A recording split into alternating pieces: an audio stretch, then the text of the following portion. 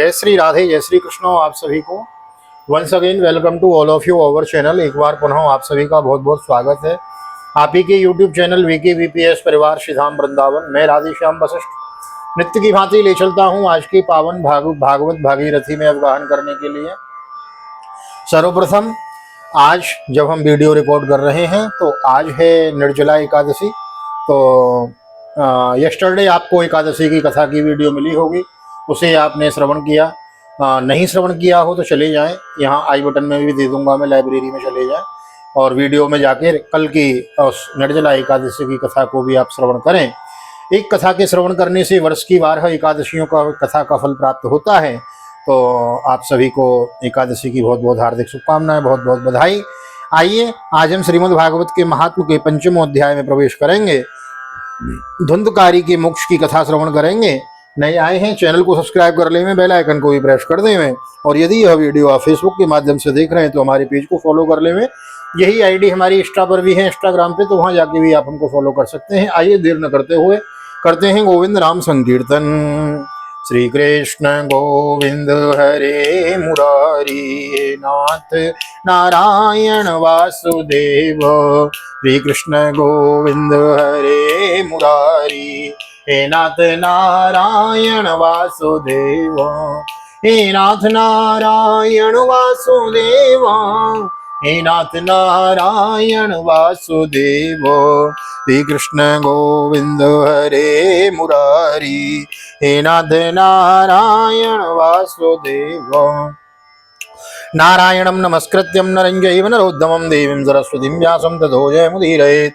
कृष्णाय वासुदेवाय हरये परमात्मने प्रणतः क्लेशनाशाय गोविन्दाय नमो नमः। ओम नमो भगवते वासुदेवाय। श्रीमद्भागवत महात्म्यम् अथ पंचमोऽध्यायः। सूत उवाच पितर्यो वर्ते तेन जननी ताडिता प्रसं क्व वित्तं तिष्ठति ब्रूहि अनिश्चेलतया न चेत् यथि तद्वाक्य सन्त्रासाञ्जनन्या तत्र दुःखतः कूपे पातः कृतौ रात्रौ तेन सा निधनं गता। गौकर्णस्तीर्थयात्रार्थं निर्गतो योग संस्थितो न दुःखं न सुखं तस्य न वैरी नापि बान्धव। सूत जी कहते हैं, सोनक जी पिता के वन में चले जाने पर एक दिन धुंधकारी ने अपनी माता को बहुत पीटा और कहा, बता धन कहाँ रखा है, नहीं तो अभी तेरी लुआठी जलती लकड़ी से खबर लूंगा। उसकी इस धमकी से डरकर और पुत्र के उपद्रवों से दुखी होकर वह रात्रि के समय कुएं में जा गिरी और इसी से उनकी मृत्यु हो गई। योगनिष्ठ गोकर्ण जी तीर्थ यात्रा के लिए निकल गए। उन्हें इस घटनाओं से कोई सुख या दुख नहीं होता था, क्योंकि उनका न कोई मित्र था न शत्रु था। धुंधकारी ग्रहे तिष्ठ पंचपन्य वधूव्रत अद्युग्र कर्म कर्ता च तपो तत्पोषण विमूढ़ति। एकदा कुलटास्तास्तो भूषणान्य विलिप्सव तदर्थं निर्गतो गेयात्। कामान्धो मृत्युमस्मरन् यतस्ततश्च संयत्य वित्तं भीष्म पुनर्गतो ताभ्यो यच्च सुवस्त्राणि भूषणानि कियन्ति च। बहुवित्तो च यं दृष्ट्वा रात्रौ नार्यो विचारयन् चौर्यं करोत्यसो नित्यं मतो राजा ग्रहीष्यति। धुंधकारी 5 वेश्याओं के साथ घर में रहने लगा। उनके लिए भोग सामग्री जुटाने की चिंता ने उसकी बुद्धि नष्ट कर दी और वह नाना प्रकार के अत्यंत क्रूर कर्म करने लगा। एक दिन उस कुटलाओं ने उससे बहुत से गहने मांगे। वह तो काम से अंधा हो रहा था। मौत का उसे कभी याद नहीं आती थी, मौत की उसे कभी याद नहीं आती थी। बस उन्हें जुटाने के लिए वह घर से निकल पड़ा। वह जहां तहां से बहुत साधन चुराकर घर लौट आया तथा उन्हें कुछ सुंदर वस्त्र और आभूषण लाकर दिए। चोरी का बहुत सा माल देखकर रात्रि के समय स्त्रियों ने विचार किया, यह नित्य ही चोरी करता है, इसलिए इसी किसी दिन अवश्य राजा पकड़ लेगा। वित्तं मत्वा पुनश्चैनं मारयिष्यति निश्चितम् अतूर्थः गुप्तये गूढमस्माभिः किं न हन्यते। निहत्यैनं गृहीत्वार्थं यस्यामो न यत्र कुत्रचित्। वितेतां निश्चयं कृत्वा सुप्तं सम्बध्य रश्मिभिः पाशं कण्ठे निधाय तन्मृत्युमुपचक्रमो। त्वरितं न ममारासौ चिन्तायुक्तस्तदा भवन्। तप्ताङ्गान् समूहाश्च तन्मुखे हि विचिक्षिपो अग्निज्वालाति दुःखेन व्याकुलो निधनं गतः। राजा यह सारा धन छीन कर इसे निश्चय ही प्राणदंड देगा। जब एक दिन इसे मरना ही है तब हम ही धन की रक्षा के लिए गुप्त रूप से इसको क्यों ना मार डालें। इसे मारकर हम इसका माल मत्ता लेकर जहाँ कहीं चली जाएंगी। ऐसा निश्चय कर उन्होंने सोए हुए धुंधकारी को रस्सियों से कस दिया और उसके गले में फांसी लगाकर उसे मारने का प्रयत्न किया। इससे जब वह जल्दी न मरा तो उसे बड़ी चिंता हुई। तब उन्होंने उसे के मुख पर बहुत से दहकते हुए अंगारे डाले इससे वह अग्नि की लपटों से बहुत छटपटा कर मर गया। तम देहम मुचुर करते ही प्रायो साहसिका स्त्रियो न ज्ञातम तद रहस्यम तोके नापीदम तथैव च लोके पृष्ठा वदन्ति स्म दूरम यातो प्रियो हिनो आगमिष्यन्ति वर्षेस्मिन् विद्धलोभ विकर्षितो स्त्रीणां नैवं च विश्वासं दुष्टानां कारयेत् बुधो विश्वासो यस्ततो मूढो स दुःखे परिभूयते सुधामयं वचो यासां कामिनां रसवर्धनं हृदयं चुर्दाराभं प्रियम को नाम योषिताम। उन्होंने उसके शरीर को एक गड्ढे में डालकर गाड़ दिया। और सच है, स्त्रियां प्रायः बड़ी दुस्साहसी होती हैं। उनके इस कृत्य का किसी को भी पता न चला। लोगों के पूछने पर कह देती थी कि हमारे प्रियतम पैसे के लोभ से अब की बार कहीं दूर चले गए हैं, इसी वर्ष के अंदर लौट आएंगे। बुद्धिमान पुरुष को दुष्टा स्त्रियों का कभी विश्वास न करना चाहिए। जो मूर्ख इनका विश्वास करता है उसे दुखी होना पड़ता है। इनकी वाणी तो अमृत के समान कामियों के हृदय में रस का संचार करती है, किंतु हृदय छुरी की धार के समान तीक्ष्ण होता है। भला इन स्त्रियों का कौन प्यारा है।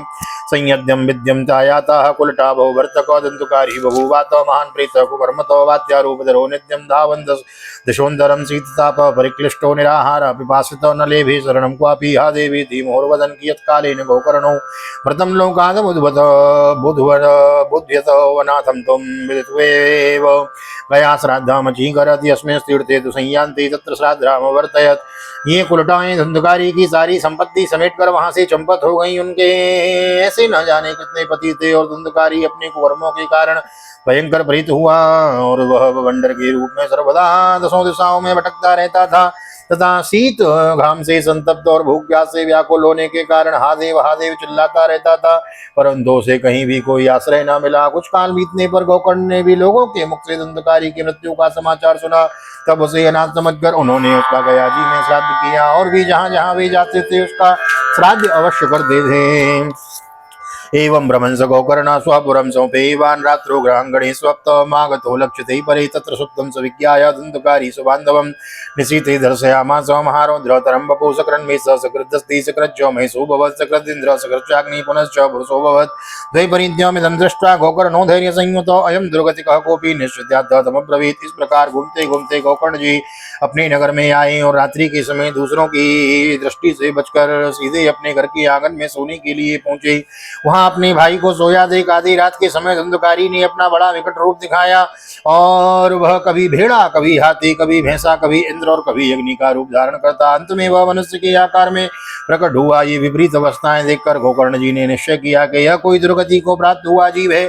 तब उन्होंने उससे धैर्य पूर्वक पूछा, गोकर्णोवाच कस्त्वं मुग्रतरो रात्रो कुतो यातो दशामिमां किं वा प्रीतो पिशाचो वा राक्षसो सीति संसना। गोकर्ण जी ने कहा, तू कौन है? रात्रि के समय ऐसे भयानक रूप क्यों दिखा रहा है? तेरी यह दशा कैसे हुई, हमें बता तो सही। तू प्रेत है, पिशाच है अथवा कोई राक्षस है? सूतोवाचो एवं भ्रष्टस्तदा तेनारोधोज्ये पुनः पुनः असक्तो वनचरोच्चारी संज्ञा मात्रं चकारः ततोऽञ्जलो जलं कृत्वा गोकर्णस्तमुदीरयत् तत्सेकतः पापोऽसौ प्रवक्तमुपचक्रमे। तब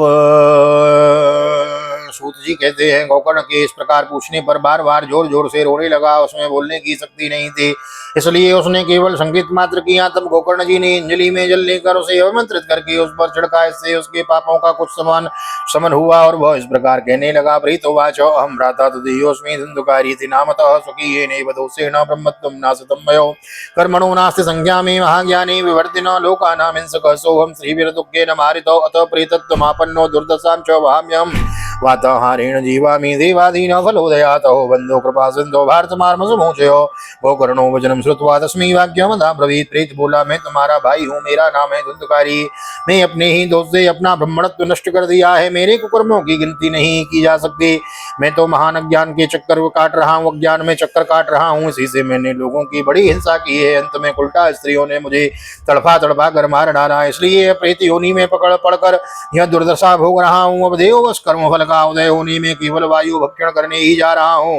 भाई तुम दया के समुद्र हो, अब किसी प्रकार जल्दी ही मुझे इस योनि से छुड़ाओ। गोकर्ण ने धुंधकारी की सारी बातें सुनी और तब उससे बोले, गोकर्णोवाचो त्वदर्थम ही गमिह गया पिंडो मया दत्तो विधानतो तत्कथं नैव मुक्तो मे ममाश्चर्योमिदं महद् गया श्राद्धान्न मुक्तिश्च चेदुपायो गया श्राद्धान्न मुक्तिश्च चेदुपायो न परस्तेय किं विधेयं मया प्रीतं तत्त्वं वत्स विस्तरं। गोकर्ण जी ने कहा, भाई मुझे इस बात का बड़ा आश्चर्य है।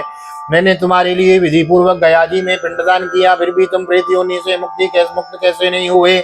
यदि गया श्राद्ध से भी तुम्हारी मुक्ति नहीं हुई तब इसका और कोई उपाय नहीं है। अच्छा तुम सब बात बोल कर कहो, अब मुझे क्या करना चाहिए? प्रीतवाचो गया श्राद्धों से तेना भी मुक्तिर्मेन भविष्यति उपायो मो परम कच्चिन्न विचारे सांप्रतम इति तद्वाक्यमाकर्ण्य गोकर्णो विस्मयं गतो शतश्राद्धेन मुक्तिश्चेद साध्यं मोचनं तव इदानीं तु निजं स्नानं मातिष्ठ प्रेतनिर्भयो त्वन्मुक्तिसाधकं किञ्चिदाचरिष्ये विचार्य च धुन्धुकारीणे स्नानं तेनादिष्टास्ततो गतः गोकर्णश्चिन्तयामास तां रात्रिं न तदद्यगातो प्रीत ने कहा, मेरी मुक्ति सैकड़ों गया श्राद्ध करने से भी नहीं हो सकती, अब तो तुम इसका कोई और उपाय सोचो। प्रीत की यह बात सुनकर गोकर्ण को बड़ा आश्चर्य हुआ। वे कहने लगे, यदि सैकड़ों गया श्राद्ध से भी तुम्हारी मुक्ति नहीं हो सकती तब तो तुम्हारी मुक्ति असंभव ही है। अच्छा अभी तो तुम निर्भय होकर अपने स्थान पर रहो, मैं विचार करके तुम्हारी मुक्ति के लिए कोई दूसरा उपाय करूंगा। गोकर्ण की आज्ञा पाकर धुंधुकारी वहां से अपने स्थान पर चला आया। इधर गोकर्ण ने रात भर विचार किया, तब भी उन्हें कोई उपाय नहीं सूझा। प्रातःकाल उनको आया देख लोग प्रेम से उनसे मिलने आए। तब गोकर्ण ने रात में जो कुछ इस प्रकार हुआ था वह सब उन्हें सुना दिया है। प्रातस्तमागतं दृष्ट्वा लोकाभीत्या समागतो तत्सर्वं कथितं तेन यज्ञातं च यथा निशि विद्वांसो योगनिष्ठाश्च ज्ञानिनो ब्रह्मवादिनो तन्मुक्तिं नैव ते पश्यन्तो जात्र सञ्चयान् ततः सर्वे सूर्यवाक्यं तन्मुक्तो स्थापितं परं गोकर्णस्थं वनं चक्रे सूर्यवेगस्य वै तदा तुभ्यं नमो जगत्साक्षिन् ब्रूहि मे मुक्तिहेतुकं तच्छ्रुत्वा दूरतः सूर्यस्फुटमित्यमुपासत श्रीमद्भागवतान्मुक्ति सप्ताहं वाचनं गुरु इति सूर्यवच सर्वै धर्मरूपं तु विश्रुतम्। उनमें जो लोग विद्वान योगनिष्ठ ज्ञानी और वेदज्ञ थे उन्होंने भी अनेकों शास्त्रों को उलट पलट कर देखा तो भी उसकी मुक्ति का कोई उपाय न मिला। तब सबने यही निश्चय किया कि इस विषय में सूर्य नारायण जो आज्ञा करें वही करना चाहिए। तब गोकर्ण जी ने अपने तपोबल से सूर्य की गति को रोक दिया।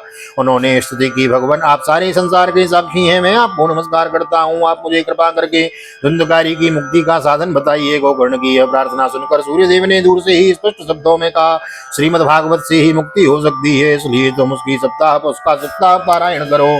सूर्य का वह धर्ममय वचन वहां सभी ने सुना।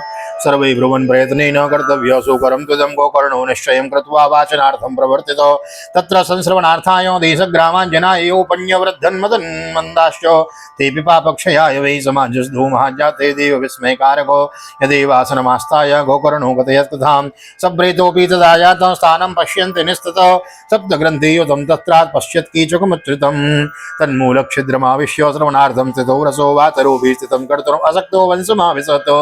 तब सबने यही कहा कि प्रयत्न पूर्वक यही करो, मैं भी साधन बहुत सरल है भी यह साधन बहुत सरल। अतः गोकर्ण जी भी तदनुसार निश्चय करके कथा सुनाने के लिए तैयार हो गए।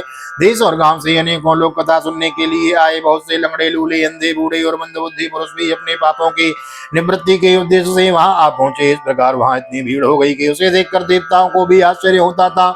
जब गोकर्ण जी व्यास गद्दी पर बैठकर कथा कहने लगे तब प्रीत भी वहां आ पहुंचा और इधर उधर बैठने के लिए स्थान ढूंढने लगा।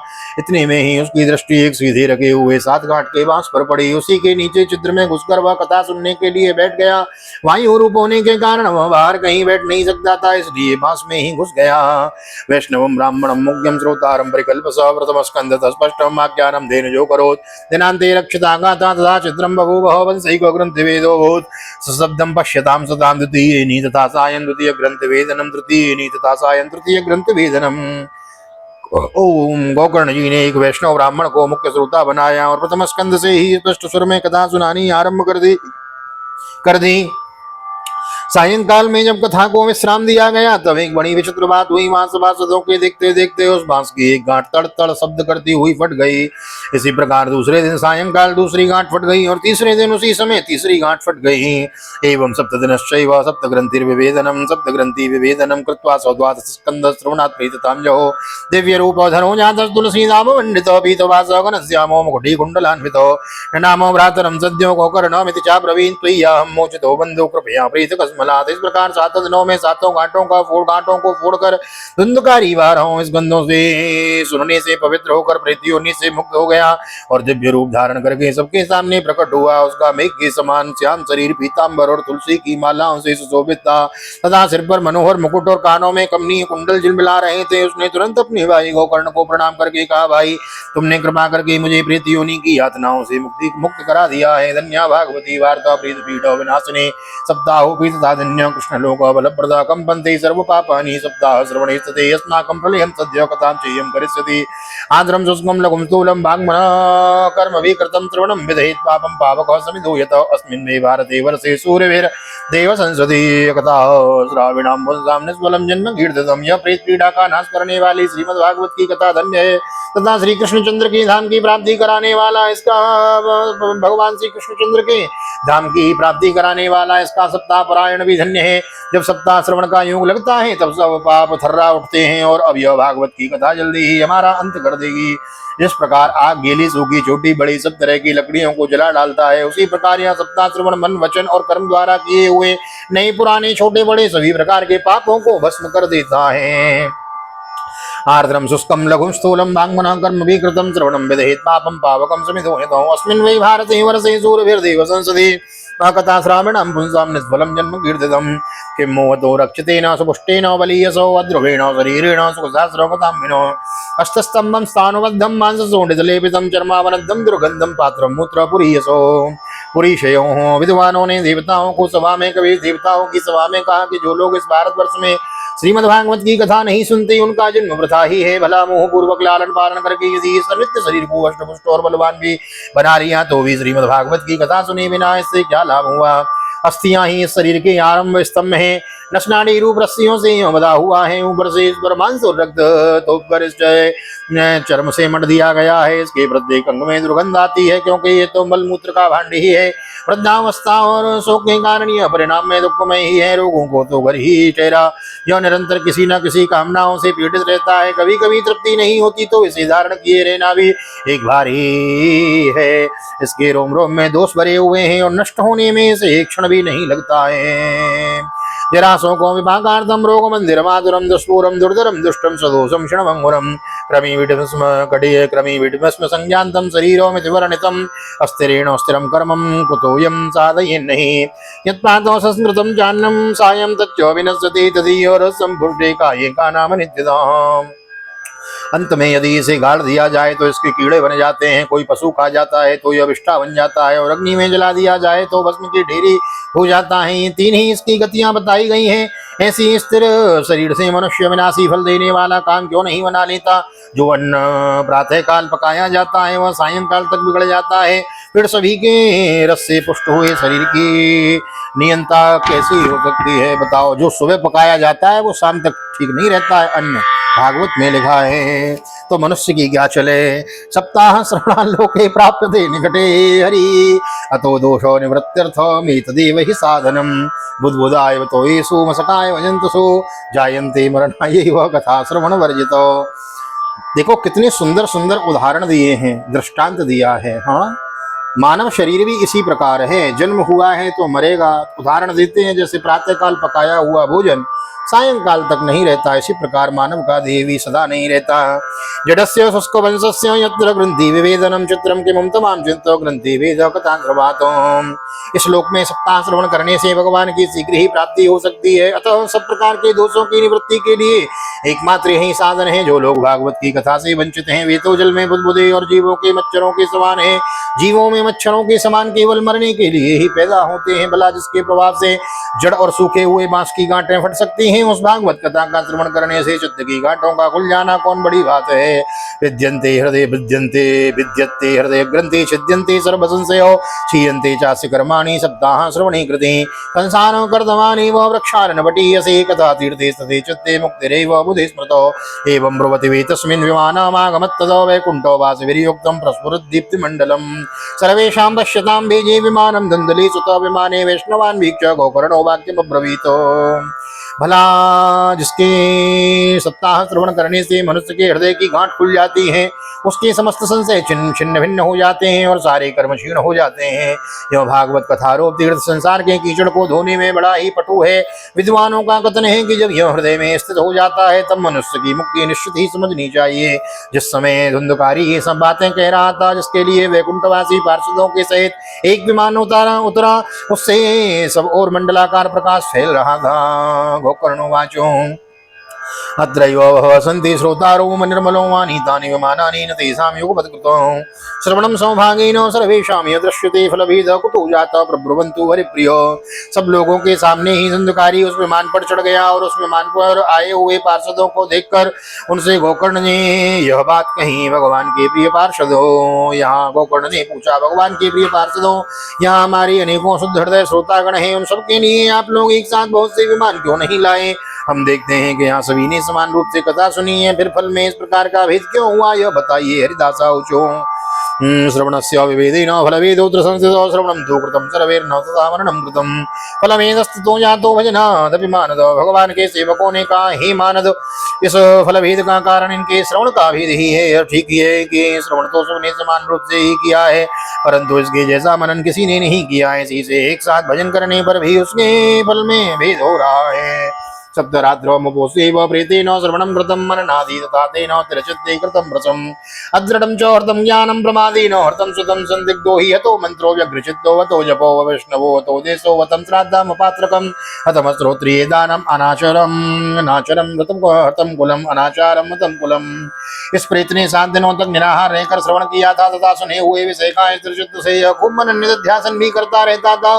जो ज्ञान दृढ़ नहीं होता वह व्यर्थ हो जाता है। इसी प्रकार ध्यान न देने से, श्रवण का संदेह से मंत्र का और चित्त के इधर उधर भटकने रहने से जब का कोई फल नहीं मिलता। वैष्णवहीन देश, अपात्र की कराया हुआ श्राद्ध का भोजन, अश्रोत्रिय को दिया हुआ दान एवं आचारहीन कुल, इन सब का नाश हो जाता है।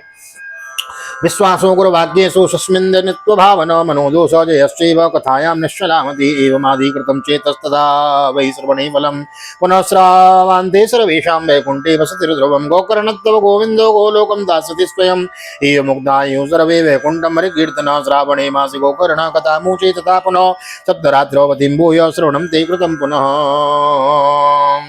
गुरु वचनों में विश्वास, दीनता का भाव, मन में दोषों, मन के दोषों पर विजय और कथा में चित्त की एकाग्रता इत्यादि नियमों का यदि पालन किया जाए तो श्रवण का यथार्थ फल मिलता है। यदि ये श्रोता फिर से श्रीमद् भागवत की कथा सुने तो निश्चय ही सबको वैष्णव वैकुंठ की प्राप्ति होगी। और गोकर्ण जी आपको तो भगवान स्वयं आकर गोलोक धाम में ले जाएंगे।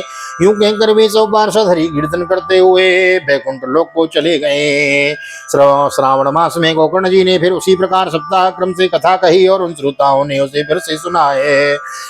विमाने स भक्ति चो हरिराविर्बभूव जय शब्दा नमः शब्दा सत्रासन भवस्ततो पांचजन्यो ध्वनिं कुश्चक्रे हर्षाद्र स्वयं हरि गोकर्णन्तु समालिंगात् करोत्स्व सदृशं हरि श्रोत्रानन्यान् घनश्यामान् पीतवासे पीतकोशे वात्सो किरीटिना कुण्डलिनः सदा चक्रे हरिगणा तदग्रामे तथा जीवा आसु चाण्डाल जातयो विमाने स्थापितास्तेऽपि गोकर्ण कृपया तदा प्रेषिता हरिलोके ये यत्र गच्छन्ति योगिनो गोकर्णेन स गोपालो गोलोकं गोपवल्लभं कथा श्रवणतः प्रीतो निर्ययो भक्तवत्सलो।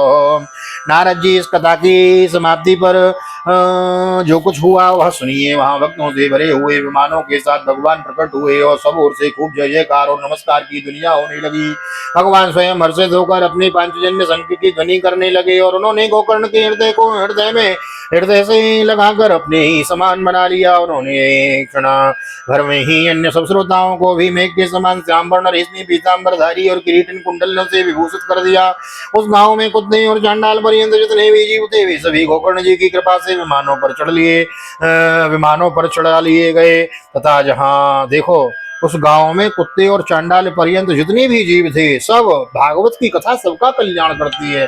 जहां तक इसका शब्द जाता है, जहां तक इसका स्वर जाता है, ये सबका कल्याण करती है। विमानों पर चढ़ा लिए गए, जहां तहां योगी जन जाते हैं उस भगवत धाम में वे भेज दिए गए। इस प्रकार भक्तवत्सल भगवान श्री कृष्ण के कृष्ण कथा श्रवण से प्रसन्न होकर गोकर्ण जी को साथ ले अपने ग्वाल बालों के प्रिय गोलोक धाम में चले गए। किस प्रकार गए अयोध्यावासिन पूर्वं यथा रामेण संगतो तथा कृष्णेन ते नीता गोलोकम योगी दुर्लभम यत्र सूर्यस्य सौम्यस्य सिद्धानां नागति कदा तम लोकम भी गतास्ते तो श्रीमद्भागवत श्रवातो। पूर्व काल में जैसे अयोध्यावासी भगवान श्री राम के साथ साकेत धाम से धारे थे, उसी प्रकार भगवान श्री कृष्ण उन सबको योगी दुर्लभ गोलोक धाम को ले गए। जिस लोक में सूर्य चंद्रमा और सिद्धों को भी कभी गति नहीं हो सकती, उसमें वे श्रीमद्भागवत श्रवण करने से चले गए।